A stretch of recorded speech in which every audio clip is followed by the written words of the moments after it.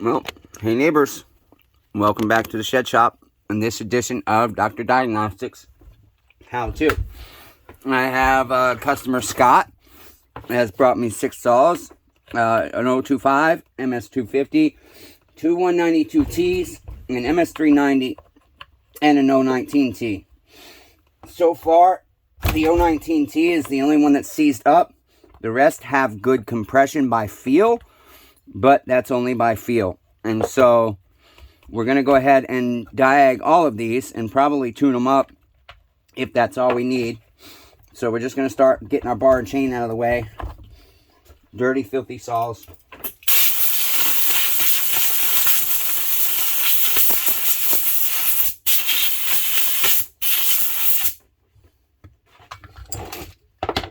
My bench is a horrendous mess.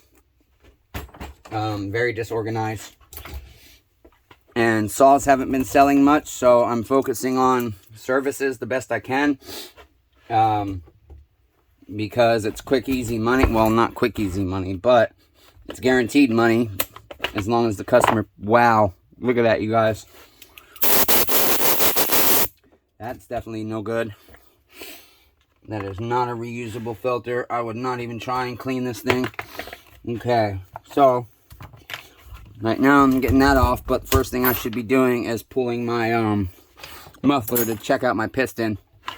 Could go through the spark plug, but just as easy to do it this way, so I don't have to pull out the borescope and my inspection light. I don't know how, but the batteries die in that thing non-stop, and so I've chosen to stop using it because I cannot afford to put 2 AAA batteries in it every freaking week. Okay, like I said, all these felt good. Oh yeah, this looks great. So this thing probably just needs a tune-up, a good service, and it'll be good to go again. So that's what we're gonna do.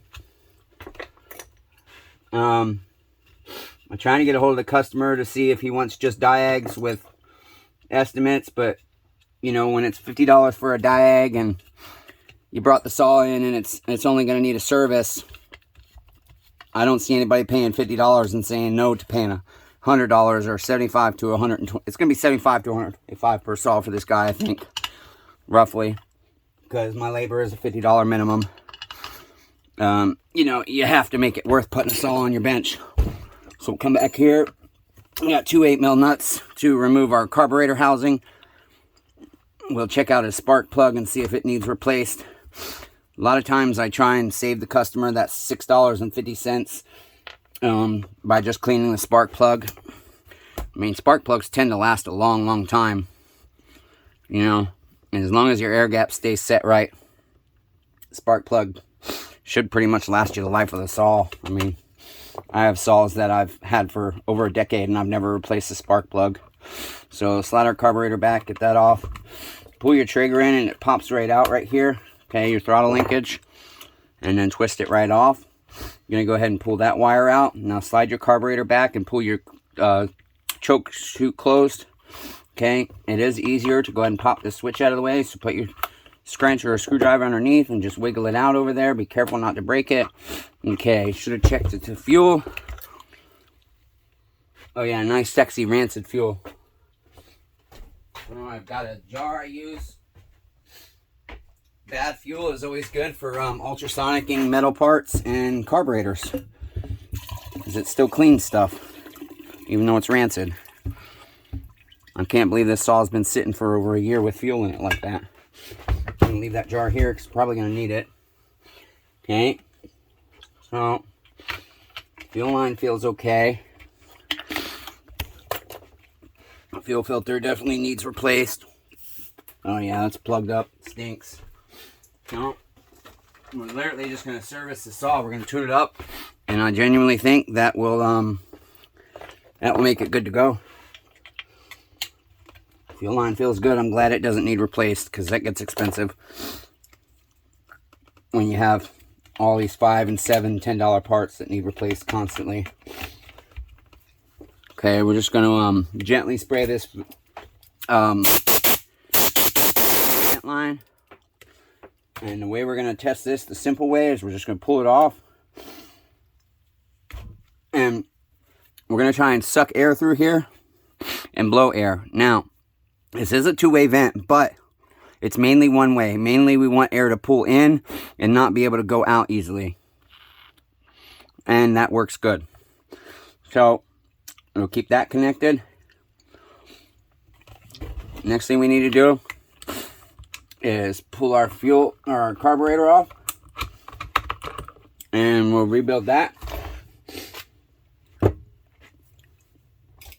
And then let's see. So, have the fuel filter, air filter, carburetor kit.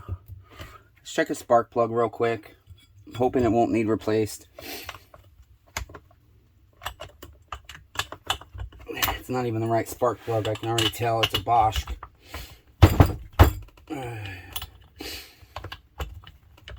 Let's see, what number is this? See if it's even the right Bosch. It is not. So he will need a spark plug to get it the right one. It doesn't look terrible, but the saw has been run rich, which is good. I always like seeing a saw that's been run rich opposed to lean. So we've got an NGK BPM R7A spark plug here for him. $6.50. Well, actually, I got to check. I think the price went up on those again. Spark plugs are getting stupid expensive, just like everything else. I better get my invoice book out since he has so many saws. Mark these as I go. So,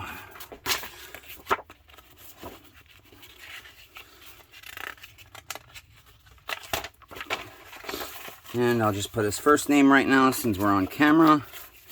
Bubba, I guess, Scott tells me Bubba knows everybody. So, Scott, MS250 spark plug. 650. 650 for the fuel filter. Fuel filter. These CTS carb kits are $12.50 for this saw. Let's see. Oh, $13.50. Sorry, which is at Zama? Yeah, $13.50. Okay, and then we'll have an air filter, which is, oh my god, what's my price on those right now? I think they're like $8.50. I'll have to check what I have them on eBay for, and then it'll be 20% less than that. So let me see here. eBay. Bear with me, neighbors. Okay, yeah, that price did just go up, so they are $10.50. So that's with a 10% markup of my my cost. I gotta make some money on my parts. That's how I help keep my labor lower. Okay, now let's go ahead and take this apart. I don't know what these screws go to. I've got so many things that are incomplete right now, and so many things that I started and had to wait for parts and stuff, and so things have gotten really mixed up. But that is the idea of trying to build as many saws as I can, and then figure out what everything I have is left over, and try and, oh, look how dirty that carburetor is. No wonder why this saw stopped running. Okay, I am going to go ahead and replace the inlet needle on this since it's been sitting so long.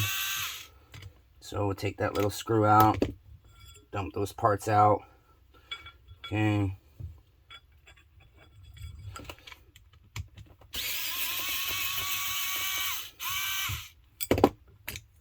And these are pretty common diaphragms, so I shouldn't have any issue finding them for the Zama here. The screen looks pretty clean, fortunately. Get your safety glasses on and spray out all the ports on this real nice. I don't know where my red tip is. Shit, did I start recording again? I did, okay. Yep, alright, we're good. Alright. And I'm going to go ahead and remove these restrictors while I'm at it. And I think Scott said he likes that idea when I mentioned that if anything has restrictors, I'll probably have to remove them. And so he was fine with that. So we're just going to grind these down. Just these little tabs right here, okay? Just grind them flush with the rest of the screw grommet here.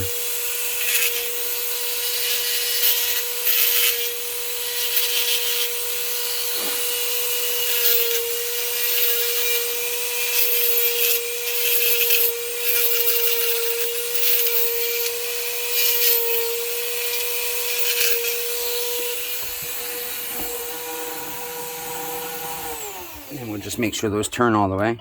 Oh, got a phone call here. Hello. What's going on, Matthew?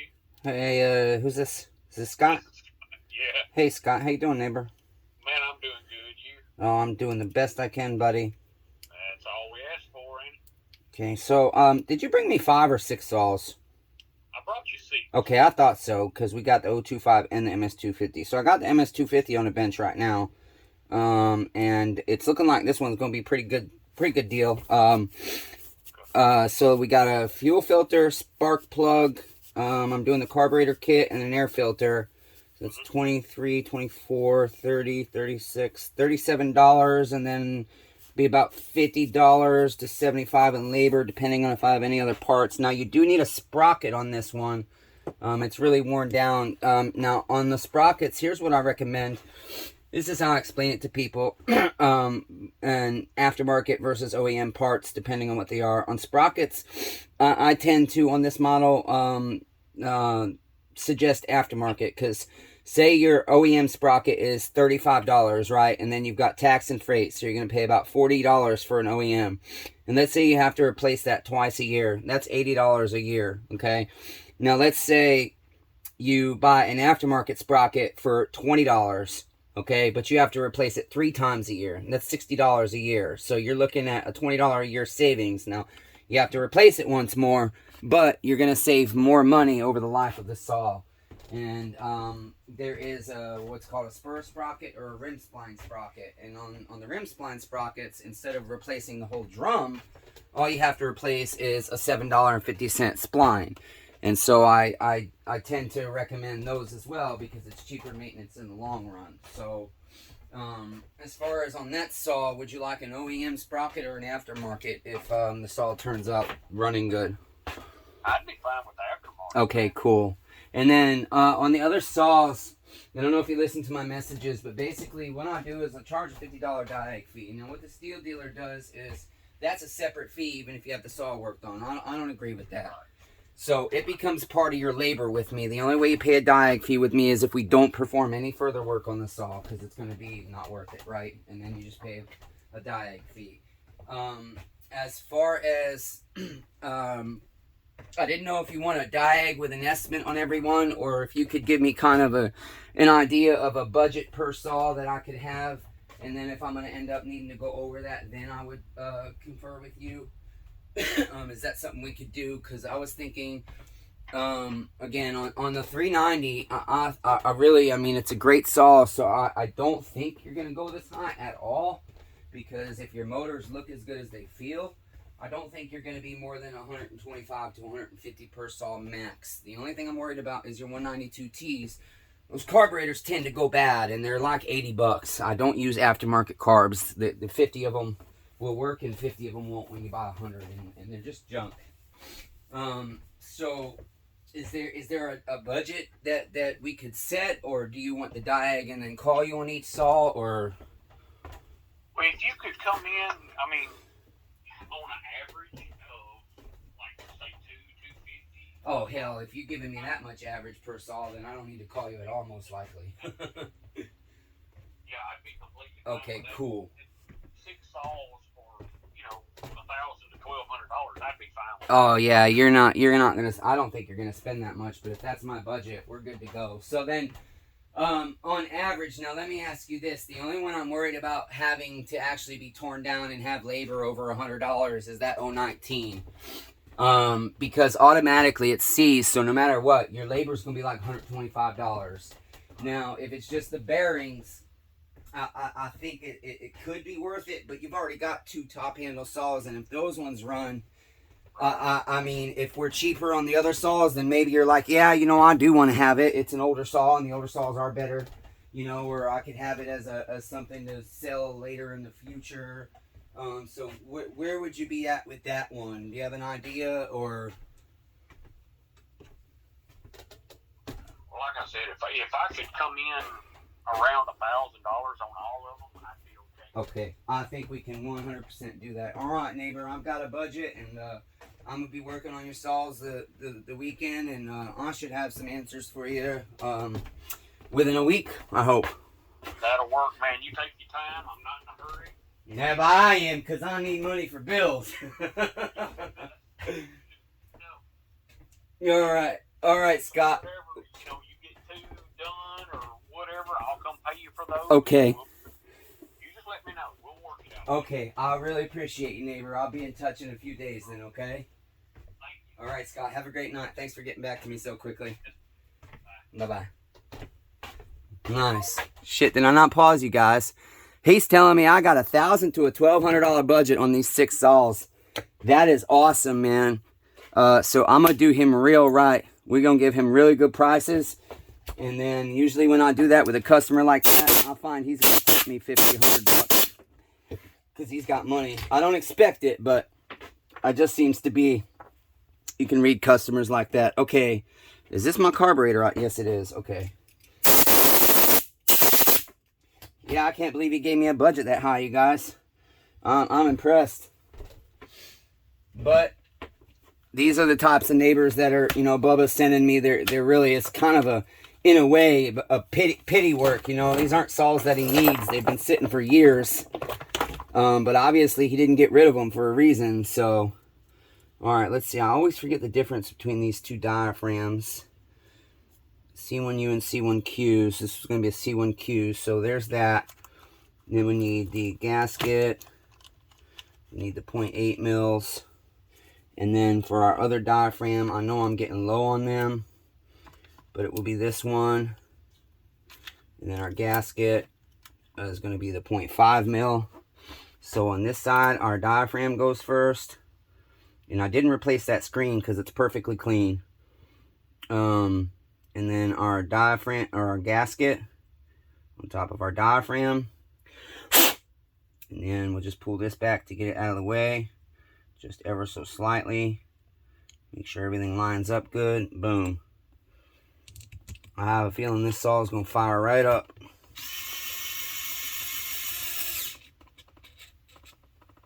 Yep. And I like it. He's not in any kind of hurry. I love when customers aren't in a hurry. I always tell my customers about my health anymore, and it has cost me some jobs, because people are like, well, I don't want my shit here for 6 months. And I'm like, I'm not saying that. I'm just saying that if I'm not busy and I'm not feeling well, it could be 2 weeks instead of a week. I don't like giving lead times anymore because people just gripe and bitch. Everybody's got an issue with everything anymore these days, it seems. But that's why I like a lot of my customers are older customers. And I just like working with the older guys better because I'm an old soul. I don't fit in with any generation really, but I get along better with the older generation. My parents and grandparents aged people. Because when I was a kid, I always wanted to hang out with the adults. I wasn't wanting to play video games and stuff. I was wanting to hang out with the adults. Whoops. What the hell was that? Just the old fuel filter. We don't need to worry about that. Okay, now on this side. Whoops, what did I do here? Shit, I didn't put my inlet needle in and stuff. That was silly. I thought I was on the right side there. Did myself dirty. Did Scott dirty. That would have really sucked. I would have went to start that saw and it would have just flooded right out. Okay, spring kit doesn't usually come with the spring. Sometimes they do, but the spring usually doesn't need replaced. Okay, so I've got to get an inlet needle. God damn it.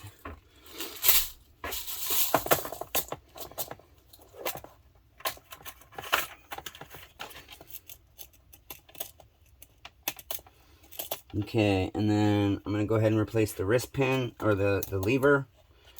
And I'm going to reuse the wrist pin because it should be fine. Okay, but we'll replace our metering lever.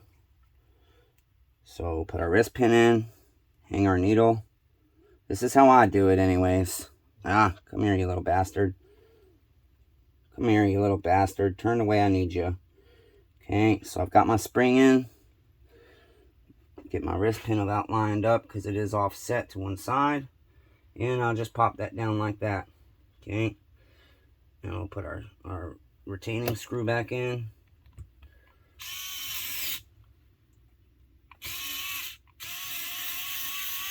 Definitely don't want that bad boy going crooked.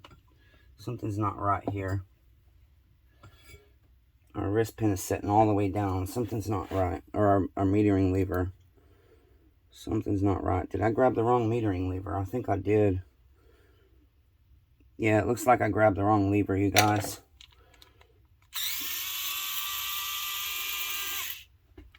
Oh, I grabbed a wall burrow. Shit, that's why. Okay, let's get the right one here. I think this one should be it.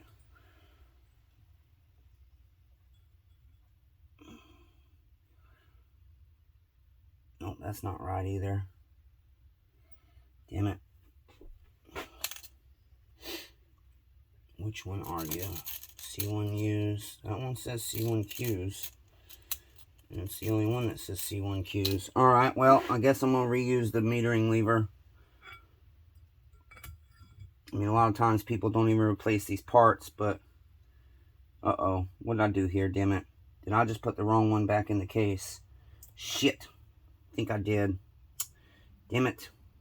No, because this one's got wear on it. I can see the little... Okay. Hook that onto there. Already feels better. Where'd my screw go? Still on my drill.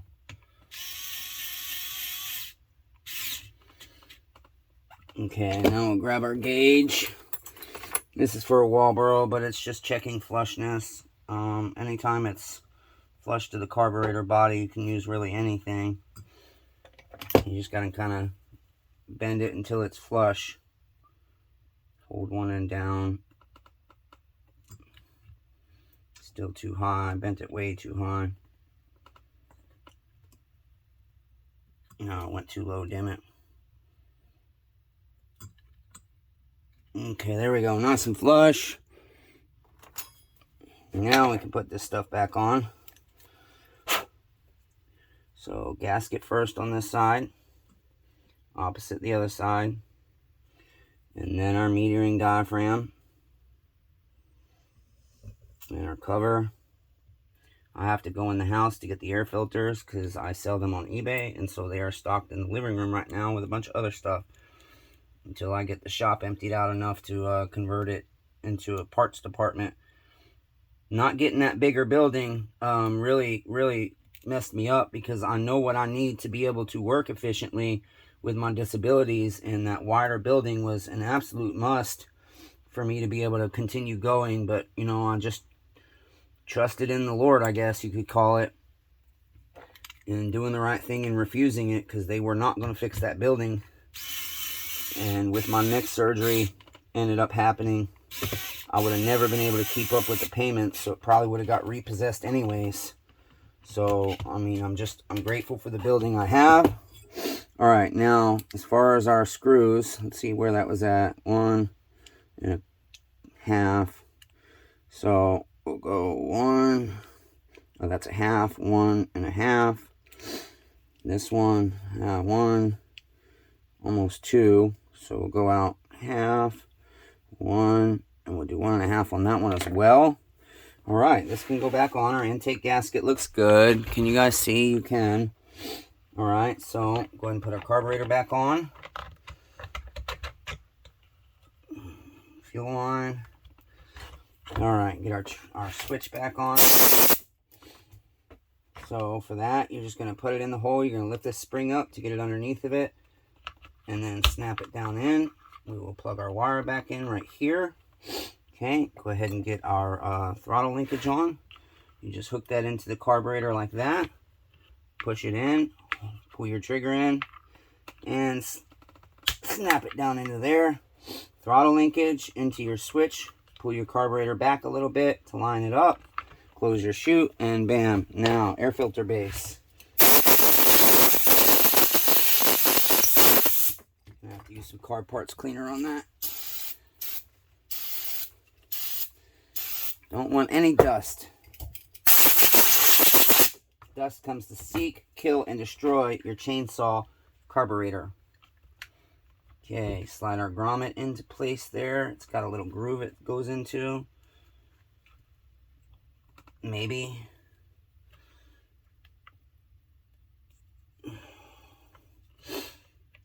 Come on, baby. onto the bottom screw there. I should have put this on before I put the carburetor in, but I always forget. And then that line goes all the way back behind. And it's got a little channel on the top. Put our air filter base on. Make sure you don't pinch your fuel line. Your two 8mm nuts as we throw them around. I like to jostle my nuts and toss them around the shop. Since I have nobody else to play with my nuts, I play with them myself.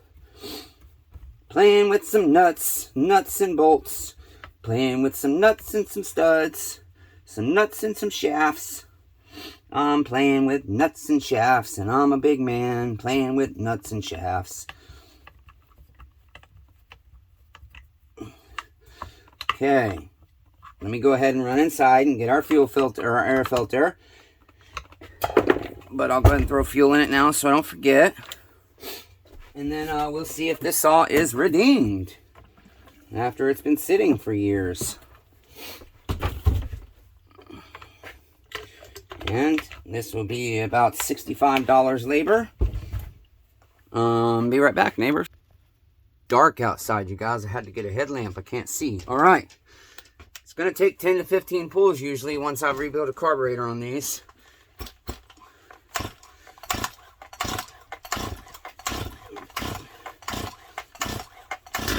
Ooh, there's our pop. Uh-oh, I don't like that.